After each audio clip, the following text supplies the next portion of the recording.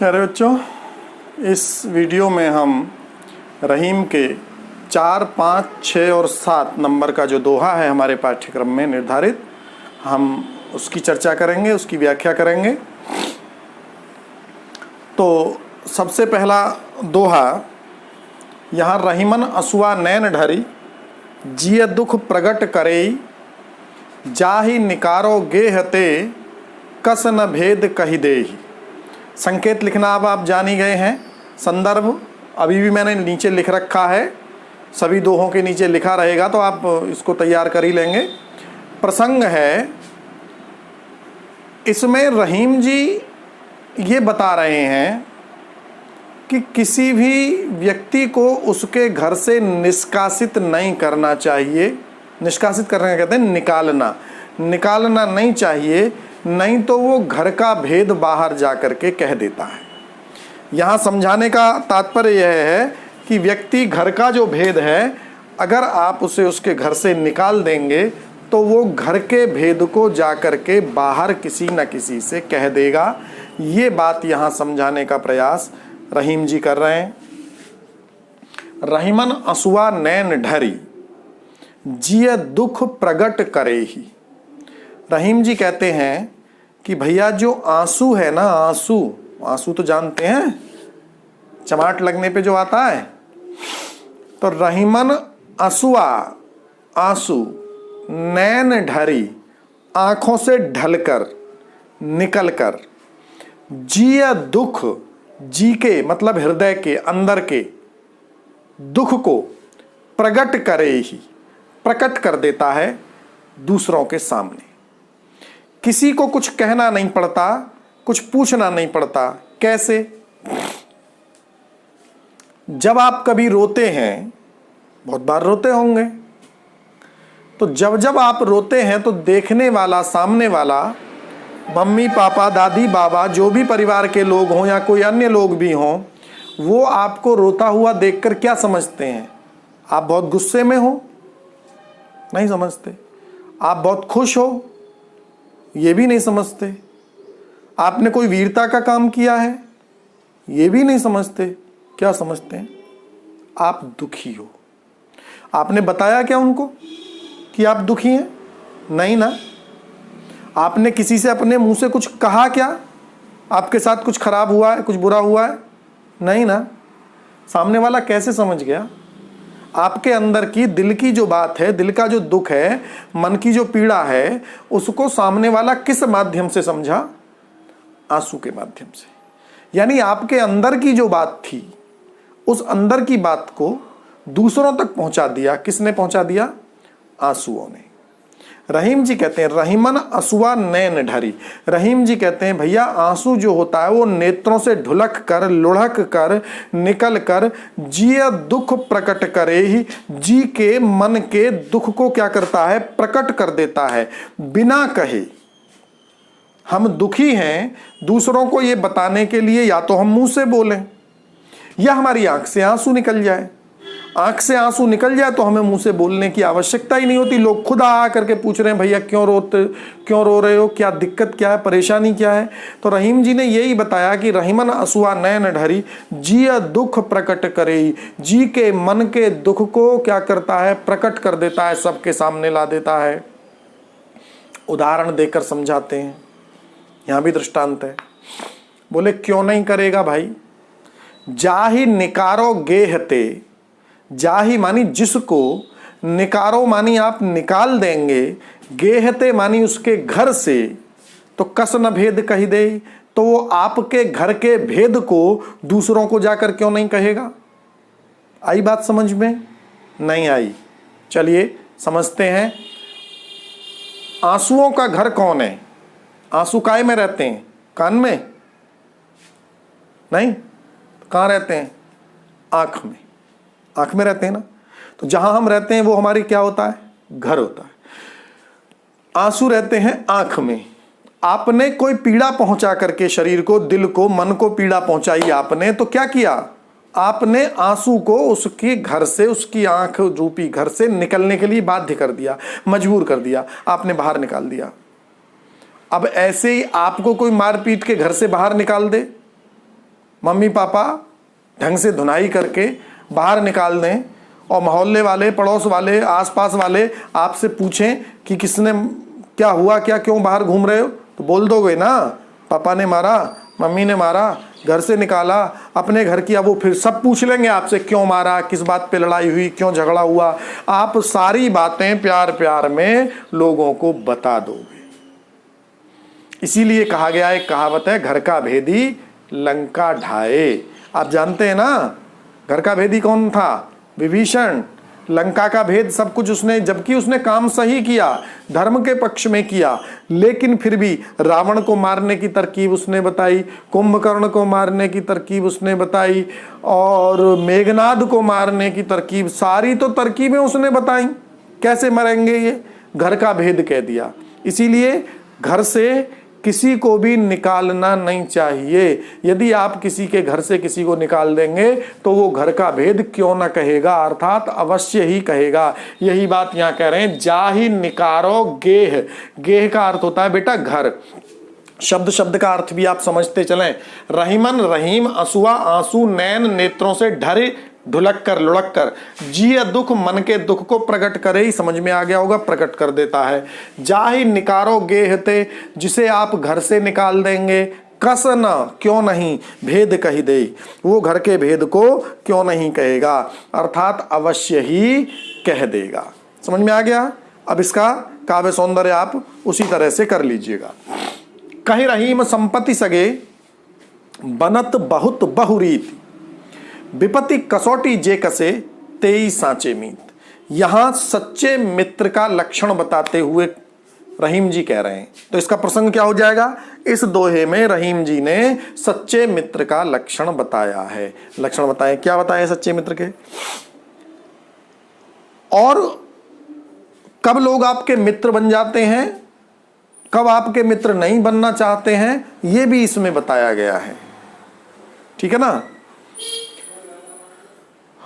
पहचानना हमें है कि कौन सच्चा है और कौन ऐसे ही है, तो इसको हमें पहचानना पड़ता है। अब पहचान क्या, वो पहचान बता रहे हैं कि हम किसको अपना सच्चा और अच्छा समझें और किसको काम चलाऊ या ऐसे ही समझें कि मौका परस्त है, ये भी बता दिया।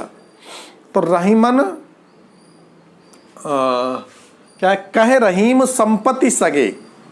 रहीम जी कहते हैं कि जब आपके पास संपत्ति होती है, क्या होती है? संपत्ति। जानते हैं संपत्ति किसे कहते हैं? जानते होंगे ना इतना तो। संपत्ति मानी धन, पैसा, बंगला, गाड़ी, रुपया, बैंक बैलेंस, ये सब संपत्ति में आ जाता है। चल हो, अचल हो, जमीन हो, जायदाद हो, सब संपत्ति में आती है। जब आपके पास बहुत सारी संपत्ति होती है, जब आपके पास अकूत धन होता है, बहुत सारा धन होता है, तब क्या होता है आपके? तब बहुत लोग आपके सगे बन जाते हैं। कैसे बन जाते हैं? सगे। कहे रहीम संपत्ति। रहीम जी कहते हैं जब आपके पास संपत्ति होती है तब क्या होता है? तब लोग आपके सगे बन जाते हैं, बहुत लोग आपके सगे बन जाते हैं। कैसे बन जाते हैं? बनत बहुत बहुरीति, बहुत सारी रीतियों से, बहुत सारी रिश्तेदारियां निकाल करके, बहुत सारे दूर के नाते निकाल करके लोग क्या करते हैं? सगे बन जाते हैं। आप देख सकते हैं कभी भी हैं, आपके माता पिता से कभी आप इस प्रसंग को पूछेंगे कि क्या ऐसा होता है, तो वो जरूर ये कहेंगे कि हाँ बेटा ऐसा होता है। कोई कोई बातें जो इसमें से आपको अच्छी लगें या शंका हुआ करे तो अपने मम्मी पापा से पूछें कि सर पढ़ा रहे थे, कुछ ऐसा बता रहे थे व्यवहार के बारे में, तो ये सब चीजें क्या सच्चाई में होती भी हैं या कहीं ऐसे ही तो नहीं पढ़ा दिया। तो बहुत सारे लोग जब आपके पास में संपत्ति होती है, धन वैभव होता है, तब आपके सगे बन जाते हैं। जब कोई बड़ा अधिकारी बन जाए, बड़ा नेता बन जाए, बड़ा व्यापारी बन जाए, तब लोग उसका नाम लेके कहते हैं अरे वो तो चाहे गांव का भी हो कि वो तो हमारे चाचा जी हैं, वो तो हमारे मामा हैं, वो तो हमारे सगे भैया हैं, वो तो हमारे अनेक अनेक रिश्ते। इसी बात को कह दिया बहुरीति, बहुत सारी रीति प्रीति रिश्ते निकाल करके लोग क्या करते हैं? वो आपके अपने बन जाते हैं। बनत बहुत बहुरीति। तो क्या वो सच्चे मित्र नहीं होते? नहीं। यहां रहीम जी कहते हैं विपत्ति कसौटी जे कसे, जो विपत्ति की कसौटी पर कसे जाते हैं। कसौटी पर कसे, विपत्ति को क्या कह दिया यहाँ? कसौटी कह दिया। अब कसौटी समझना पड़ेगा आपको। समझिए, शायद आप पहली बार कसौटी सुन रहे हो। तो जो कसौटी होता है ना बेटा, एक काले से रंग का एक पत्थर होता है, और वो पत्थर होता है सुनारों के पास। किसके पास होता है? सुनार। सुनार जानते हैं? सोने चांदी की दुकान करने वाले जो लोग होते हैं, जो सोना चांदी खरीदते और बेचते हैं।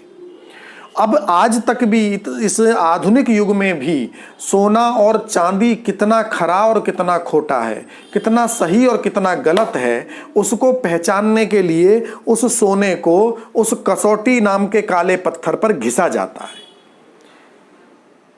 केमिकल डालकर। और जब उसको घिसते हैं ना, तब उसमें जो रंग आता है वो रंग बताता है देख करके सुनार कि इसमें इतना प्रतिशत सोना है, इतना प्रतिशत चांदी है, या है भी कि नहीं है सोना चांदी।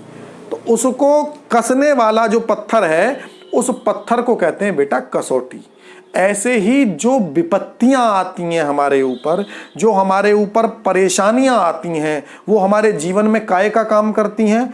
कसौटी का काम करती हैं। तो जब आप पर विपत्ति आए, जब आप पर कोई कष्ट आए, जब आपके ऊपर कोई परेशानी आए, और उस परेशानी में जो कस करके जो सामने खड़ा रहे, जो आपके साथ खड़ा रहे, तेई सांचे मीत, विपत्ति रूपी कसौटी पर जो लास्ट तक कसते रहें और आपके साथ खड़े रहें विपत्ति आने पर भी। यानी जब संकट के समय में, परेशानी के, दुख के समय में जो लोग आपके पास खड़े हों, आपके साथ खड़े हों, और आपको हिम्मत बंधाएं, आपको कहें कि नहीं मैं हूं, बताओ मुझे, मैं हेल्प करूंगा, तन से, मन से, धन से, जिस भी माध्यम से आपको आवश्यकता होती है। और उस आवश्यकता की, परेशानी के समय, पैसे के समय नहीं, जब आपके पास खूब सारा पैसा है तो सब पैसे देने भी आ जाते हैं, जरूरत लगती है तो पूछ लेते हैं।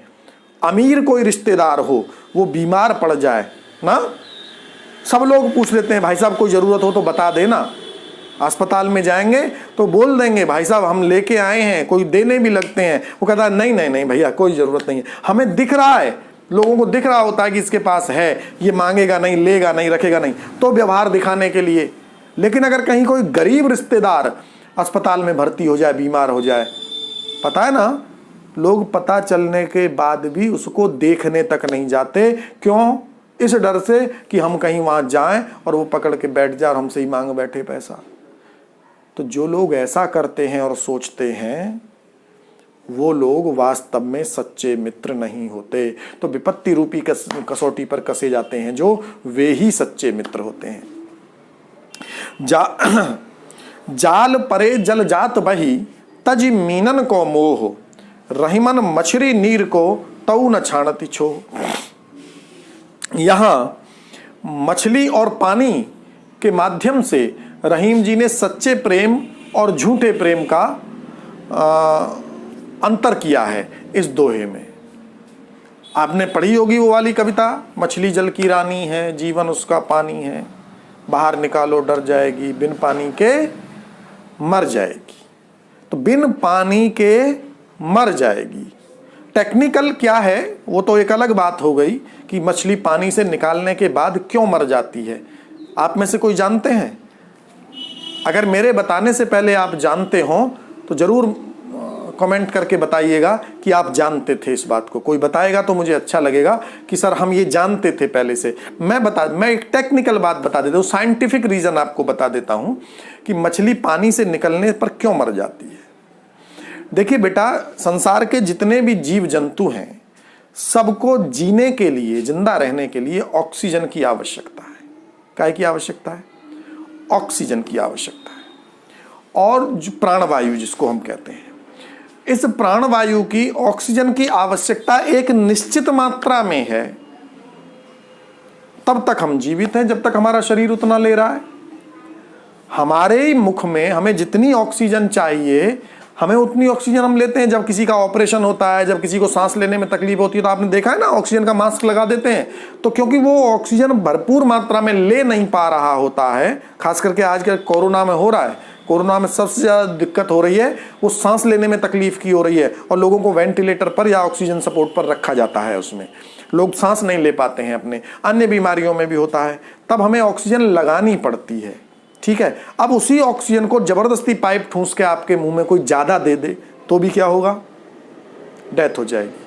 तब भी हम मर सकते हैं, हमारा जीवन जा सकता है, तब भी हमारे साथ ये हो सकता है। तो ऑक्सीजन की अधिकता भी नहीं चाहिए और कमी भी नहीं चाहिए, बराबर मात्रा में मिलती रहे। मछली के मरने की वजह क्या है? हमारे अंदर, हमारे शरीर में परमात्मा ने फेफड़े रखे हैं, लंग्स, फेफड़े हमारे अंदर होते हैं और वो हमारे अंदर आने वाली हवा को शोधन करते हैं, उसको संभालते हैं। उसके बाद वायु आगे जाती है। मछलियों को फेफड़े नहीं होते और मछलियों के लिए उतनी ही प्राणवायु पर्याप्त होती है जितनी जल में होती है। आप जानते होंगे पानी में भी ऑक्सीजन होती है। तो मछली को जितनी ऑक्सीजन, जितनी मात्रा में ऑक्सीजन पानी में होती है, उतनी मात्रा की ऑक्सीजन ही उसके जीवन जीने के लिए पर्याप्त होती है। अगर मछली को हमारे और आपकी तरह डायरेक्ट ऑक्सीजन, हम डायरेक्ट वाली ऑक्सीजन इसलिए ले पाते हैं, सहन कर पाते हैं, क्योंकि हमारे अंदर फेफड़े हैं। उसके अंदर फेफड़े नहीं होते हैं, उसे उतनी ही ऑक्सीजन बर्दाश्त हो पाती है जितनी ऑक्सीजन पानी में होती है। और पानी से बाहर निकालते हैं, डायरेक्ट ऑक्सीजन उसके अंदर जाती है और वो जो प्राणवायु, जो ऑक्सीजन हमारे लिए जीवन देती है, वही ऑक्सीजन मात्रा अधिक हो जाने के कारण मछली के प्राण हर लेती है। तो ये तो हो गई साइंटिफिक व्याख्या विज्ञान का के माध्यम से। अब जो रहीम कह रहे हैं वो एक साधारण हमारी जो पौराणिक जो हमारी सोच है पुरानी, उसके आधार पर कहते हैं कि जाल परे जल जात बही। मछलियां पकड़ते हुए लोग आपने देखे होंगे, जाल डालते हैं पानी में, जाल में मछलियां फंस जाती हैं नदी के किनारे, उस जाल को बाहर खींचा जाता है और जब जाल को बाहर खींचते हैं तो उस जाल के साथ साथ थोड़ा सा पानी भी बाहर नदी के किनारे तक आ जाता है। जाल परे तो पानी थोड़ी दूर तक तो आता है, लेकिन जैसे ही किनारा ऊंचा होता जाता है पानी जो होता है वो अपने रास्ते पर नदी में आगे को चला जाता है, बह जाता है, छोड़ देता है नदी मछली का साथ। जबकि मछली पानी के साथ थी, मछली को, पानी को मछली से कहीं ना कहीं प्रेम था, लेकिन मछली को तो बहुत सारा प्रेम था ही। तो जाल परे जल जातपति, जैसे ही जाल पड़ा, जाल डाल करके मछलियों को खींचा गया, जल जो था वो बह गया। तजी मीनन को मोह, मीन कहते हैं बेटा मछली, उसने क्या किया? मछलियों के मोह को भी त्याग दिया। जो मछलियां उससे इतना प्रेम करती थी, उस प्रेम को भी उसने नकार दिया। तजी मीनन को मोह, रहीमन मछली नीर को तऊ न छाणती छो। लेकिन रहीम जी कहते हैं कि भैया जो मछली होती है वो नीर का छोह, नीर कहते हैं पानी का, नीर मानी पानी, पानी के छोह को, विछोह को, पानी के वियोग को फिर भी छोड़ती नहीं है, बल्कि उसके वियोग में, उससे बिछुड़ने के कष्ट में, उसके विरह में, पानी के विरह में प्राण त्याग देती है, प्राणों को छोड़ देती है। तो यहाँ ये इस दोहे के माध्यम से रहीम जी ने ये बताने का प्रयास किया है कि जो मछली का प्रेम है पानी के प्रति वो सच्चा प्रेम है, और जो पानी का प्रेम है मछली के प्रति वो सच्चा प्रेम कहीं ना कहीं नहीं है।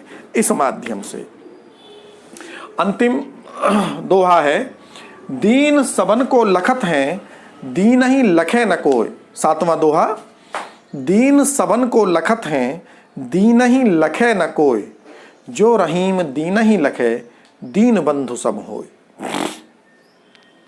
दीन कहते हैं गरीब, और गरीब कौन है? जिनके पास अच्छे से खाने के लिए नहीं है, अच्छा पहनने के लिए नहीं है, जिनके पास सिर पर छत नहीं है, जिनकी आवश्यकताओं की पूर्ति भी आसानी से नहीं हो रही है, वो सब किस श्रेणी में आते हैं बेटा? वो सब गरीब की श्रेणी में आते हैं, उनको लोग गरीब कहते हैं। यहाँ क्या है? दीन सबन को लखत हैं। जो दीन है, गरीब हैं, वो सबन को लखत हैं। सबन को मानी सभी की ओर, लखत है मानी प्रेम भरी, याचना भरी, आवश्यकता भरी, अनुरोध भरी दृष्टि से देखते हैं। दीन सबन को लखत हैं। मैं उदाहरण से समझाऊंगा। दीन सबन को लखत है, दीन जो होता है, जो गरीब होता है, जिसको आवश्यकता होती है, वो सबकी ओर बड़ी याचना भरी दृष्टि से, प्रेम भरी दृष्टि से देखता है। क्या सब लोग भी गरीब की ओर प्रेम भरी दृष्टि से देखते हैं? नहीं देखते। रहीम जी भी कहते हैं कि दीन ही लखे न कोई, लेकिन दीनों को प्रेम से कोई नहीं देखता। कोई कोई देखता। जो रहीम दीन ही लखे, रहीम जी कहते हैं जो व्यक्ति दीनों को लखता है, ऐसा नहीं कि कोई भी नहीं देखता, कोई कोई देखता भी है। तो उन दीन व्यक्तियों के लिए वो व्यक्ति कैसा होता है? दीन बंधु सम होए। वो दीन बंधु, दीनों के बंधु, दीन बंधु भगवान का भी एक नाम है। भगवान विष्णु को भी दीन बंधु दयालु कहते हैं, है ना, दया सागर कहते हैं। दीनों का बंधु, गरीबों का, कमजोरों का, पिछड़ों का, उनका बंधु भाई कहा जाता है भगवान को भी। वो जो जिसका कोई नहीं होता उसका ईश्वर होता है, ऐसा जो कहते हैं वो इसीलिए कहते हैं कि वो दीन बंधु है, वो सबका ध्यान रखता है कहीं ना कहीं। तो जो रहीम दीन नहीं लखे, रहीम जी कहते हैं जो व्यक्ति दीनों को देखता है, उनका ध्यान रखता है, उनका ख्याल। लखे का मतलब केवल देखना नहीं कि देख लिया और हो गया ना, लखे का मतलब नहीं है, उनकी जरूरतों को देखता है, उनकी आवश्यकताओं को देखता है और उनकी यथासंभव, यथाशक्ति, यथा सामर्थ्य, अपनी ताकत के अनुसार उनकी आवश्यकताओं की पूर्ति करता है। ऐसा व्यक्ति क्या होता है? दीन बंधु सम होए। ऐसे व्यक्ति को दीन बंधु के समान, ईश्वर के समान, परमात्मा के समान माना गया है। वो लोग मानते हैं आप तो हमारे भगवान हैं। कहते हैं ना किसी किसी को, कोई जीवन में बहुत अच्छा मदद कर देता है, जीवन को बना देता है, जीवन को अच्छे रास्ते पर डाल देता है, हमारे जीवन को आसान जीना कर देता है। ऐसे लोगों के लोग जीवन भर क्या करते हैं? उनका धन्यवाद करते हैं, उनको ईश्वर के समान सम्मान देते हैं कि आप ही हमारे लिए, तो आप ही भगवान हो, आपने ही हमारे जीवन की रक्षा की। अभी नज़दीक में ये कोरोना की महामारी बहुत विकट होकर के जब बढ़ी और तमाम प्रदेशों में सरकारों ने लोगों को पैदल चलने के लिए ऐसे ही धकिया दिया, छोड़ दिया। जब सरकारों ने मदद नहीं की तो आपको पता होगा कि एक बॉलीवुड के एक एक्टर ने लोगों की कितनी बढ़कर के मदद की है। अब उन लोगों के व्यूज सुनिए आप। उन्होंने वीडियो बना करके डाले हैं कि हमारे लिए तो सोनू सूद भगवान के समान है, सोनू सूद ने हमें घर पहुंचा दिया, उन्होंने हमें खाना दिया, उन्होंने हमारी इतनी मदद की। तो ऐसा भी नहीं है कि लोग दीनों को, गरीबों को देखते नहीं है। कुछ लोग ऐसे होते हैं, मंदिर के आगे, मस्जिद के आगे, अन्य किसी धार्मिक स्थलों के आगे आपको बहुत सारे लोग भीख मांगते हुए लोग मिल जाएंगे, भिखारी मिल जाएंगे, फकीर मिल जाएंगे। सबके आगे हाथ फैलाते हैं, सबको दुआ देते हैं, सबसे मांगते हैं, सब नहीं देते और कोई व्यक्ति सबको देता हुआ जाता है। एक व्यक्ति आता है, जितने बैठे हैं सभी को कुछ ना कुछ देता हुआ जाता है। तो जो रहीम दीन नहीं लखे, रहीम जी कहते हैं जो व्यक्ति दीनों को, गरीबों को देखता है, उनका ध्यान रखता है, वो दीन बंधु सम होए। वो दीन बंधु के समान, वो परमात्मा के, ईश्वर के समान होता है। ठीक है बेटा, इसको आप समझ लेंगे।